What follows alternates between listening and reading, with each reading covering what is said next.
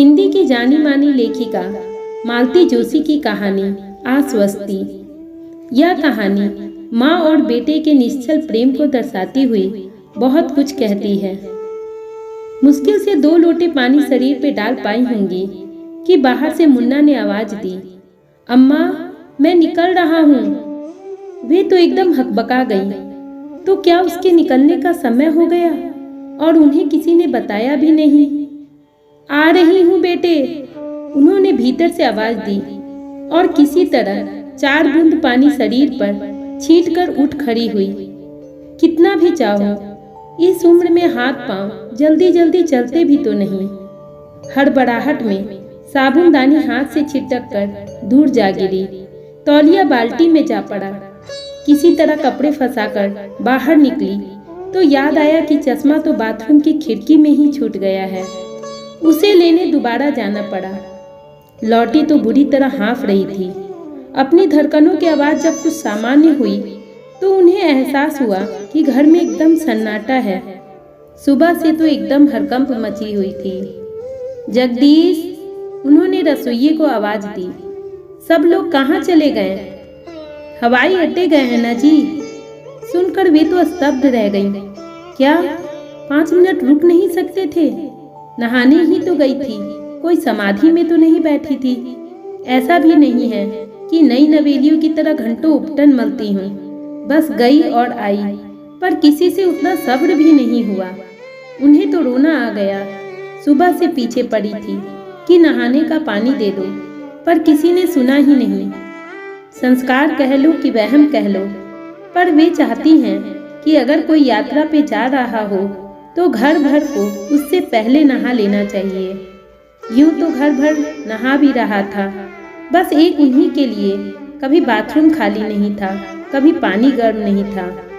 अपना जमाना होता तो क्या वे इतनी देर तक हाथ पर हाथ धरे बैठी रहती? पर यहाँ उनका बस नहीं चलता। पानी जो है बिजली पर गर्म होता है, पर बहू रानी ने ताकीद कर रखी है कि अम्मा जी आप मत छूना। जब भी जरूरत हो किसी से कह दिया कीजिए। कल को कुछ उल्टा सीधा हो गया तो हम कहीं मुंह दिखाने के काबिल नहीं रहेंगे। वैसे उसका कहना ठीक भी है। बिजली क्या किसी का लिहाज करती है? इसलिए तो नौकरों की चिड़ौरी करनी पड़ती है। आज भी जगदीश से सुबह से कह रखा था, पर भले आदमी ने पानी तब दिया जब मुन्ना बाबू बिल्कुल चलने को तैयार खड़े थे। मुन्ना बाबू को भी चलने की ऐसी उतावली मची कि अम्मा जी के लिए 2 मिनट रुक भी ना सके। दुख और हताशा से उनका मन भारी हो गया। पूजा करने की इच्छा ही नहीं हुई।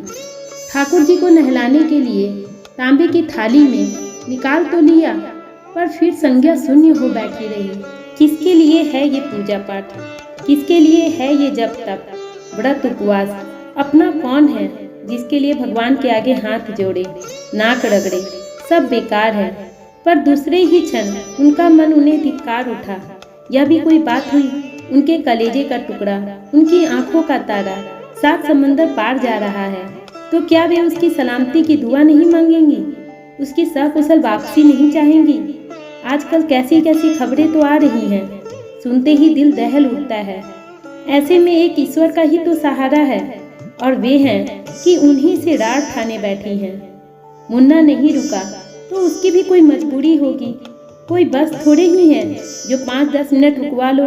हवाई जहाज का मामला है, वहाँ तो समय से पहुँचना ही पड़ता है। वैसे बेचारा माँ की कितनी कद्र करता है, कितनी पूछ परख करता है। बिना मिले दफ्तर भी नहीं जाता। रोज रात को सोने से पहले 5-10 मिनट पास आकर बैठेगा, कुछ पढ़ कर सुनाएगा, सिर दबा देगा या पैरों पर बाम मल देगा। कल रात तो कितनी देर तक बैठा रहा। पूरे महीने भर की गोलियां ले आया था।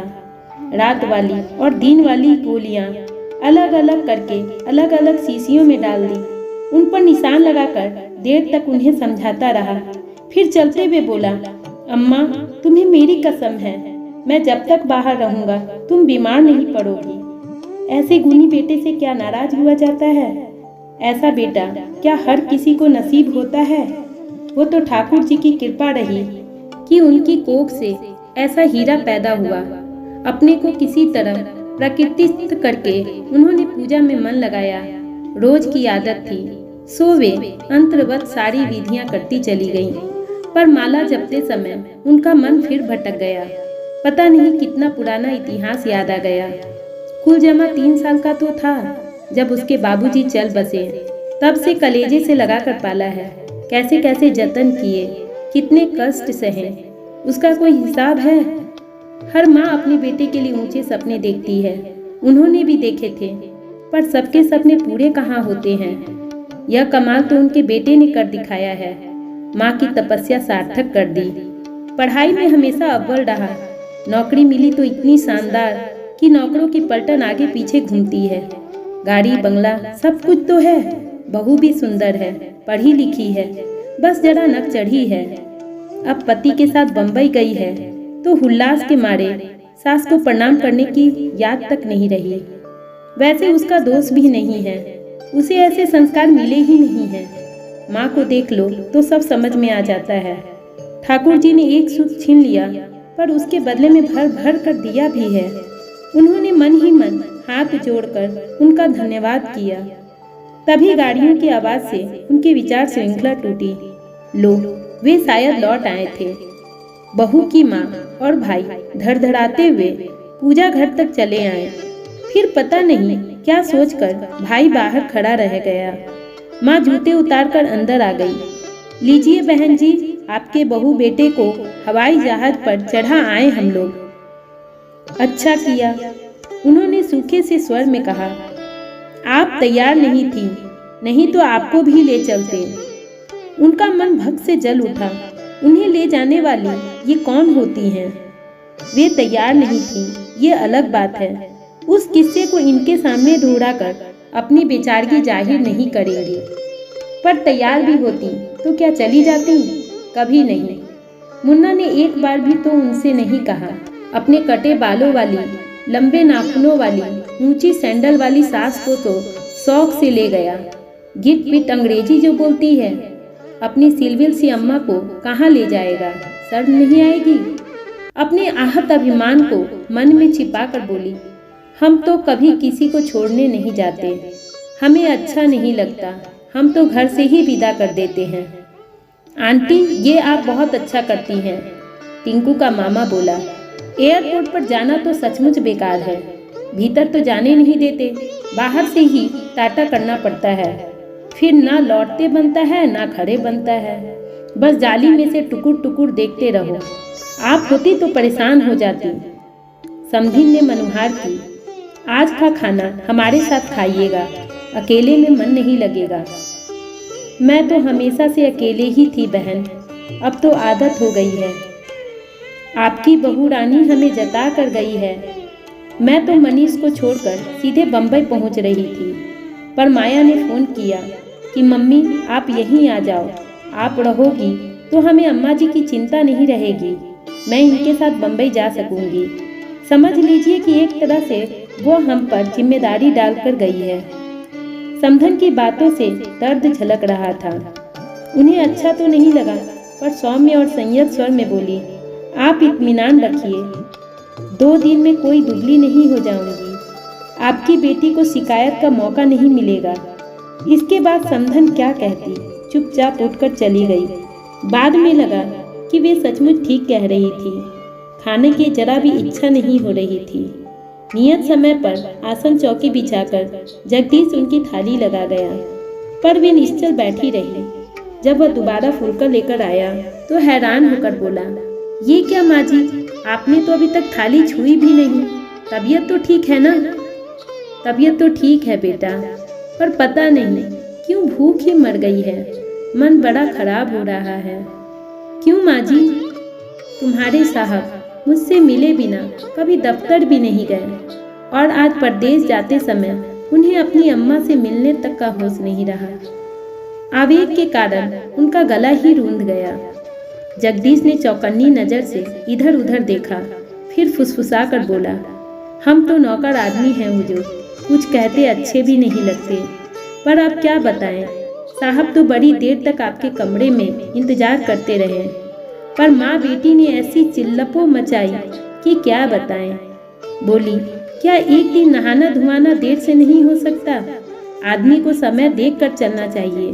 बस अपनी ही पड़ी रहती है, दूसरों की तो कोई परवाह ही नहीं है। साहब को यह सब शायद अच्छा नहीं लगा। चुपचाप जाकर गाड़ी में बैठ गए। इस आख्यान के बाद तो सामने रखा खाना जहर लगने लगा, पर सोचा नहीं खाएंगे तो ये प्राणी दुखी भी होगा और डांट भी खाएगा, अन्न देवता का अपमान भी होगा। इसलिए पहली परस खाकर उठ आई। पूरा दिन उन्होंने कमरे में ही गुजार दिया। बहू का भाई कोई फिल्म ले आया था। सारा घर उसी शोर में डूबा रहा। पूरा अमला उसी को देखने में मग्न था। उन्हें चाय भी 6 बजे के बाद नसीब हुई, पर उन्होंने कोई शिकायत नहीं की। शाम को थोड़ा लॉन में टहल ली, संजा बाती की और फिर कमरे में आ गई। रात का खाना उन्होंने एक अरसे से छोड़ रखा है। फल फूल लेती हैं। आज उसके लिए भी मना कर दिया।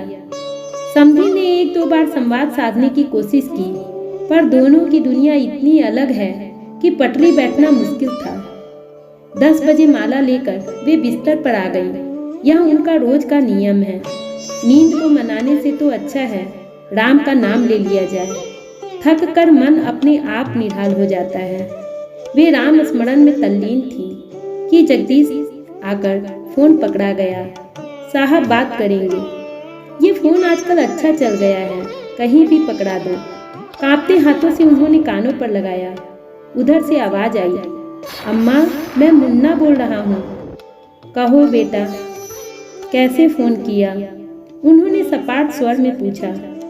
सुबह तुम्हारा आशीर्वाद नहीं ले पाया था ना? आशीर्वाद तो बेटा मेरा हमेशा तुम्हारे साथ है।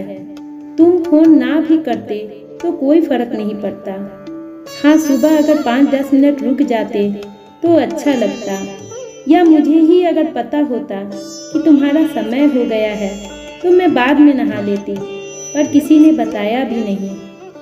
ओफो अम्मा, इतनी सी बात पर कोई रोता है भला? मुन्ना ने टोका तो उन्हें भान हुआ कि बात करते करते वो रो पड़ी है। बकायदा सुबक रही है। सुबह से जो रुलाई कलेजे में जम गई थी, बेटे की आवाज़ सुनते ही उमड़ पड़ी है। अम्मा सुन रही हो ना? हाँ बोलो, उन्होंने घुटी हुई सी आवाज़ में कहा। मैं कोई 1-2 साल के लिए थोड़े ही जा रहा हूँ जो तुम इतना परेशान हो रही हो, और माया तो परसों ही लौट आएगी। तुम कब निकल रहे हो?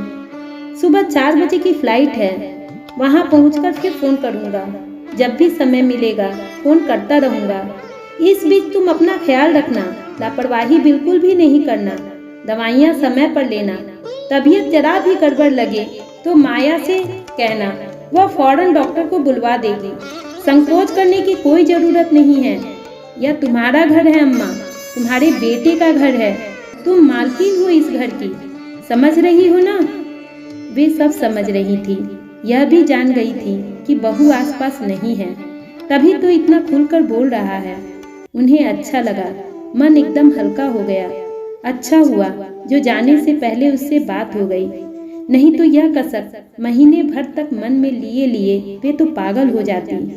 मुन्ना के शब्द कानों में गूंज रहे थे, अम्मा ये तुम्हारा घर है, तुम मालकिन हो इस घर की। वे शान से उठकर बाहर आई। माँ बेटा टीवी से चिपके हुए थे। आप लोगों ने भोजन कर लिया? कब से? मैंने सोचा पता तो कर लूं, बहू रानी घर में नहीं है तो यह मेरा ही फर्ज बनता है ना। तभी जगदीश दूध के 2 गिलास लेकर कमरे में दाखिल हुआ। गिलास थामकर दोनों ने संकोच से उसकी ओर देखा। समधीन बोली, जगदीश अम्मा जी पीती हूँ तो उनके लिए भी 1 गिलास बना दो। इससे पहले कि जगदीश उनसे पूछता, उन्होंने समधीन की आंखों में गहरे झांकते हुए कहा, आप परेशान ना हो बहन, यह मेरा घर है। जिस चीज की जरूरत होगी मैं खुद मांग लूंगी। आप इत्मीनान रखें। और बड़े सधे हुए कदमों से अपने कमरे की ओर लौट गई। दोस्तों, अगर आपको यह कहानी अच्छी लगी हो तो वीडियो को लाइक करें और चैनल को सब्सक्राइब करें। धन्यवाद।